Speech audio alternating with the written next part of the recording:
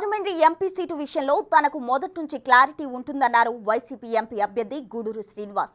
తనను ఎంపీగా పోటీ చేయాల్సిందిగా అధినేత జగన్ మొదటి నుంచి కోరారని స్పష్టం చేశారు శ్రీనివాస్. రాజకీయాలు అంటే కేవలం ఆరోపణలు మాత్రమే కాదని అభివృద్ధి కూడా చేయగలమన్న వైసీపీ ఎంపీ అభ్యర్థి గూడూరు శ్రీనివాస్తో మా ప్రతినిధి Rajesh face to face. Rajahmundry parliamentary స్థానం నుంచి వైఎస్ఆర్సీపీ డాక్టర్ గూడూరు శ్రీనివాస్ను ప్రకటిస్తూ రాత్రి ఒక నిర్ణయం తీసుకుంది. దీంతో ఆ రాజమండ్రిలోని పార్టీ శ్రేణులందరూ ఉత్సాహంగా అనిపించింది. నేను రాత్రి పార్టీ శ్రేణులందరూ సంబరాలు జరుపుకునే ప్రస్తుతం ఆయన మనతో ఉన్నారు. ఆయన అడిగి మరిన్ని తెలుసుకునే ప్రయత్నం చేద్దాం. సార్ చెప్పండి, పార్టీ సస్పెన్స్ తెరవేడిందంటే మీరు ఎంపీగా వెళ్తారా ఎమ్మెల్యేగా వెళ్తారా అనేది పెద్ద క్వశ్చన్గా మారింది. చివరికి ఎంపీగా చెప్తారు మీరు. అంటే గతంలో ముఖ్యమంత్రి గారు జూలై 3న పిలిచారు. అప్పుడు ఎంపీకి వెళ్ళాలి అని చెప్పేసి నాకు చెప్పారు. అప్పుడు కూడా భర్త గారు ఎమ్మెల్యేకి వెళ్తారని. మాకు సస్పెన్స్ లేదు, ప్రజల్లో ఉంది అది. అది ఈరోజు ప్రజలందరికీ తెలిసింది. బట్ పార్టీ క్లియర్గా ఉంది, క్యాండిడేట్స్ మేము ఇద్దరం కూడా క్లియర్గా ఉన్నాం మైండ్లో. అంటే ఇక్కడ మీరు సిటీ కోఆర్డినేటర్గానే ముందు బాధ్యతలు స్వీకరించారు, అక్కడి నుంచి అలాగే పనిచేసుకుంటూ వెళ్ళారు. దాంతో మీరు సిటీ నుంచి పోటీ చేస్తారనేది వచ్చింది, సడన్గా ఎంపీ వచ్చిందంటారు.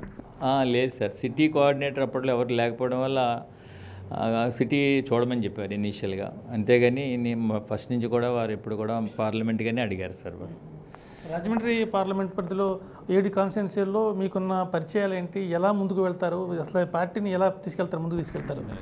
సార్, నేను మోర్ దాన్ 20 ఇయర్స్ నుంచి రాజమండ్రిలో ప్రాక్టీస్ చేస్తున్నాను డాక్టర్గా. మా దేవాంచర్లో పెద్ద హాస్పిటల్ ఉంది, ఇక్కడ కూడా తిలక్ రోడ్లో కూడా హాస్పిటల్ ఉంది.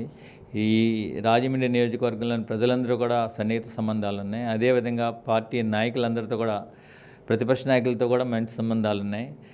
నాన్ కాంట్రవర్షియల్గా ఉంటాను నేను ఇప్పుడు కూడా.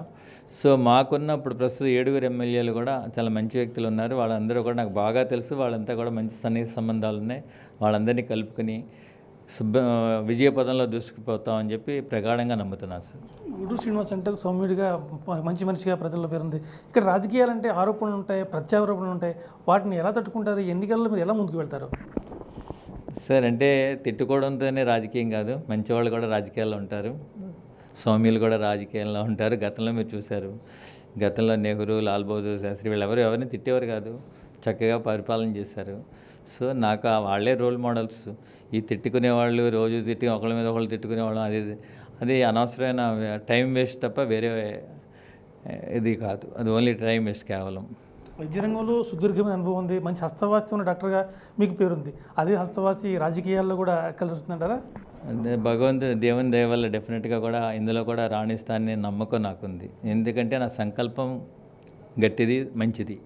ప్రజలకు మంచి చేద్దామని వచ్చాను తప్ప దీని నుంచి నేను ఏది ఆశించట్లేదు. నాకు దేవుడు అన్ని విధాలుగా నేను సౌకర్యంగా ఉన్నాను, కంఫర్టబుల్ లెవెల్లో ఉన్నాను. సో దీని నుంచి నేను ఆశించేది ఏం లేదు. ప్రజలకి ఏమన్నా నా వల్ల మంచి జరిగితే డెఫినెట్గా చేద్దామని ఆ సత్సంకల్పంతో వచ్చాను. ఎప్పుడైతే నా సంకల్పం మంచిదో దేవుడు కూడా నన్ను ఆశీర్వదిస్తాడని చెప్పి నాకు నమ్మకం ఉంది. రాజమండ్రి పార్లమెంటరీపై మీకున్న అవగాహన అంటే ఇక్కడున్న పార్లమెంట్ పరిధిలో ఉన్న ప్రధాన సమస్యలు ఏమన్నా గుర్తించారా? వాటిని వస్తే అధికారంలోకి వస్తే దాన్ని ఎలా తీర్చగలుగుతారు?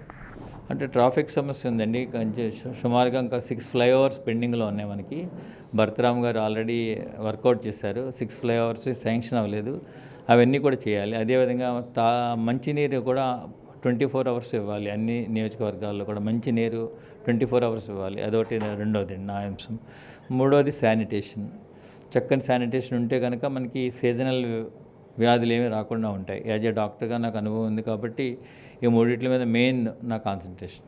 ముఖ్యంగా ఒక జనసేన టీడీపీ పొత్తులతో ముందుకెళ్తున్నారు, మీరేమో సింగిల్గా వెళ్తున్నారు. ఆ రెండు కలిసి వస్తే వెళ్ళి ఢీ కొట్టగలిగే అవకాశం ఉందంటారా? దాన్ని ఎలా, ఆ పార్టీని ఎలా ఢీ కొట్టబోతారు? సార్, మా ప్రభుత్వం జగన్మోహన్ రెడ్డి గారు బీసీలకి అత్యధిక ప్రాధాన్యత ఇస్తున్నారు. అదేవిధంగా సంక్షేమం చేశారు, మంచి సంక్షేమం. 33 పథకాలతోటి సుమారుగా 2,30,00,000 మందికి సంక్షేమ పథకాలు అందిస్తున్నాం. సో ఇంత పెద్ద ఎత్తున సంక్షేమం ఈ దేశంలో ఏ రాష్ట్రంలోనూ కూడా లేదు. అదేవిధంగా పారిశ్రామిక వృద్ధి రేట్లో కూడా మనది 3వ స్థానంలో ఉన్నాం దేశంలో.